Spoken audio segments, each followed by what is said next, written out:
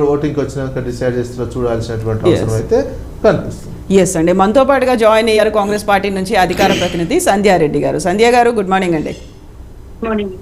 Yes, so Govardhan Reddy గారు, మొన్ననే assembly ఎన్నికలకు సంబంధించి బీఆర్ఎస్ హ్యాట్రిక్ అనుకుంటే హ్యాట్రిక్ కాస్త మిస్ అయిపోయింది. ఇప్పుడు చాలా ప్రతిష్టాత్మకంగా తీసుకోవాల్సినటువంటి అవసరం ఉంది. తమ విధానం ఏంటి, నినాదం ఏంటి అనేది బీఆర్ఎస్ పార్టీ అనౌన్స్ చేయాలి. ఎట్ ద సేమ్ టైం మళ్ళీ మేము గెలుచుకోబోతున్నాము, మేము ఎక్కడా పట్టు కోల్పోలేదు అని నిరూపించుకోవాల్సినటువంటి అవసరం కూడా ఉంది. ఎలా ఉంది బీఆర్ఎస్ సన్నాహకాలు అనేవి? బీఆర్ఎస్ సన్నాహాలకు గౌరవం వర్కింగ్ ప్రెసిడెంట్ కేటీఆర్ గారు ఆల్రెడీ సన్నాహాలు ప్రారంభించడం జరిగింది. మొన్న ఓడిపోయిన దానిలో చేస్తూ ఆల్రెడీ కొత్త క్యాండిడేట్లు ఎంపీ క్యాండిడేట్లను కూడా సెలెక్ట్ చేసుకోవాలి. ఖచ్చితంగా ఈసారి 16 అంటే ఒకటి 16 గెలవాలని చెప్పి ఆలోచనతో ముందుకు చేస్తున్నాం. అంటే ఇప్పుడున్న ప్రజెంట్ ఎంపీలతో పాటు కొత్త వాళ్ళు కూడా అవకాశం ఇవ్వాలని చెప్పేసి వర్కింగ్ ప్రెసిడెంట్ కేటీఆర్ గారు చెప్పడం జరుగుతుంది. ఇప్పుడు మొన్న ఒకటే మొన్న కాంగ్రెస్ పార్టీ ఏదైతే అధికారంలోకి వచ్చిందని చెప్పేసి అనుకుంటారో, గతంలో కూడా 2018లో బీఆర్ఎస్ పార్టీ అధికారంలోకి వచ్చింది. అంటే అప్పుడు టీఆర్ఎస్ పార్టీ వచ్చిన తర్వాత వితిన్ 4 monthsలో 4 బీజేపీకి వచ్చినాయి, 3 కాంగ్రెస్కి రావడం జరిగింది. అంటే చేంజెస్ ఉంటుంది. కాంగ్రెస్ పార్టీ ఇప్పుడు మొన్న ఏదైతే రేవంత్ రెడ్డి గారు December 9కే 2 లక్షల రూపాయలు రుణమాఫీ చేస్తా, మీరు ఇమ్మీడియట్గా తెచ్చుకోండి, పార్టీ ఇందిరమ ప్రభుత్వం వస్తుంది, ఖచ్చితంగా December 9కే 2 లక్షల రూపాయలు రుణమాఫీ చేస్తా అని చెప్పేసి, మాది అలాగే మహిళలకు 2,500 రూపాయలు ఇస్తా అని చెప్పేసి, గ్యాస్ కూడా ఇమ్మీడియట్ స్టార్ట్ చేస్తుంది, అనేక 6 గ్యారెంటీలు ఇమ్మీడియట్ స్టార్ట్ చేస్తామని చెప్పేసి ఫస్ట్ క్యాబినెట్ మీటింగ్లో చేస్తామని చెప్పిన సందర్భం అందరూ తెలుసు. కానీ ప్రజలందరూ ఇప్పుడు ఎందుకు ఓటేసిన బీఆర్ఎస్ పార్టీ చాలా నయం ఉండే, కేసీఆర్ గారు చాలా మంచిగా ఉండే, చాలా మంచి చేస్తుండే అని చెప్పేసి ప్రజలందరూ కూడా బాధపడుతున్న సందర్భం మనం వితిన్ 20 days 25 daysలో తెలుస్తుంది.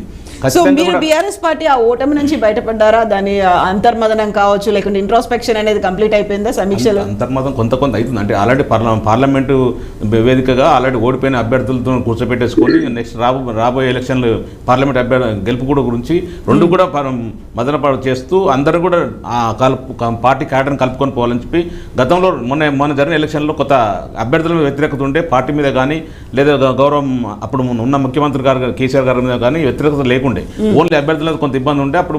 అప్పుడున్న కేసీఆర్ గారు డిసిషన్ తీసుకోవడం జరిగింది. పాత వాళ్ళకి ఇచ్చేసి కంటిన్యూ చేస్తూ గెలిపించేసి అభివృద్ధిని కంటిన్యూ చేసుకోవచ్చు అని ఆలోచనతో పాత వాళ్ళకి ఇవ్వడం జరిగింది. కాదు కొంత ప్రజలలో కొంత అక్కడున్న స్థానిక క్యాండిడేట్ల మీద వ్యతిరేకత ఉండే, కొంత ఇబ్బంది జరిగిన మాట వస్తుంది. ఎంత మన కాంగ్రెస్ పార్టీకి మన ఓట్ బ్యాంక్ 1.8% మాత్రమే, పెద్దగా ఏం జరగలేదు. వేల మెజార్టీతో గెలిచింది కాదు. ఇక్కడ ముఖ్యంగా ఖమ్మం, నల్గొండ కొంత కాంగ్రెస్ బెల్ట్ ఫస్ట్ నుంచి కూడా కాంగ్రెస్ బెల్ట్ కాబట్టి అక్కడ నుంచి కొంత ఎఫెక్ట్ అయింది. సరే, ఇప్పుడు ఖచ్చితంగా కూడా పార్టీ గుణపాఠం నేర్చుకుంది. మంత్రి వర్కింగ్ ప్రెసిడెంట్ కేటీ రామారావు గారు ఖచ్చితంగా కూడా అందరిని కలుపుకొని నెక్స్ట్ పార్లమెంట్లో 16 కంపల్సరీ గెలవాలని చెప్పి ఆలోచన ముందుకు సాగుతున్నాను. కాంగ్రెస్ పార్టీ సోనియా గాంధీ తీసుకొస్తుంటారు. సోనియా గాంధీ తీసుకొచ్చి ఇప్పుడు వాళ్ళకు అక్కడ ఉత్తరప్రదేశ్లో కాలం చెల్లిపోయింది. లాస్ట్ 2019లో రాహుల్ గాంధీ ఓడిపోయారు. ఇప్పుడు కూడా సోనియా గాంధీ ఓడిపోయే ఉంది కాబట్టి ఖచ్చితంగా దక్షిణాదిలో కొంత పట్టు వచ్చింది కాబట్టి ఇక్కడ నిలబడి గెలవాలని చెప్పి ఆలోచనతోటి, అంతే తప్ప ఇక్కడ వచ్చి ఏం లేదు. ఇప్పుడు నిజం మనం చూస్తున్నాం కదా, 20 రోజులలోనే కాంగ్రెస్ పార్టీ మేనిఫెస్టోలో పెట్టిన లేకపోతే 6 గ్యారెంటీలు చెప్పింది, దాన్ని ఒక్కటి కూడా ఇంప్లిమెంట్ కాలేదు. బస్సుకు రూపాయి ఇచ్చేది లేదు కాబట్టి ఆ బస్సు కోటి ఫ్రీగా అని చెప్పేసి పెట్టేశారు. అది కూడా వస్తుంది ఇంకో 2 నెలలు మూతపడే పరిస్థితి ఉంది. ఎందుకంటే గవర్నమెంట్ నుంచి ఎక్కడ సహకారం లేదని చెప్పేసి ఆర్టీసీ డిపో మేనేజర్లు కానీ, ఆర్టీసీ ఆర్ఎం కానీ, ఆర్టీసీ సంబంధించిన ఎండీ కానీ చెప్పడం జరుగుతుంది. ఖచ్చితంగా కూడా ఆ రూపాయి ఇచ్చేది కాబట్టి ప్రస్తుతం నడిపిస్తుంది. మిగతా 6 గ్యారెంటీలు ఒక్కటి కూడా 6 గ్యారెంటీల పేరేమో 6 గ్యారెంటీలు, అందులో 13 అంశాలు ఉన్నాయి. అందులో 13 అంశాలలో ఒక్క అంశం కూడా ఇంతవరకు ఇంప్లిమెంట్ చేయలేదు. 10 లక్షల రూపాయలు ఆల్రెడీ గత ప్రభుత్వం కూడా 10 లక్షల రూపాయలు బీమా ఉండే, ఇప్పుడు దాని మనం కొత్తగా చేస్తుందని చెప్పేసి వారు అది ఫ్రీ చేసి. ఇప్పుడు కాంగ్రెస్ మేనిఫెస్టో అమల్లో జాప్యం మీకు కలిసి వస్తుంది అనుకుంటున్నాను. 100% కలిసి వస్తుంది. 100% కలిసి వస్తుంది. ఇలా మనం ఆలోచించాల్సిన అవసరం లేదు. ఎందుకంటే మనం 2018 ఎలక్షన్లో 2019 ఎంపీ ఎలక్షన్లు కూడా చూసినాం. 4 నెలల్లో ఎంత వ్యత్యాసం వచ్చిందో. ఇప్పుడు అసలు మనం అంత మంచి చేస్తేనే అంత వ్యత్యాసం వచ్చింది.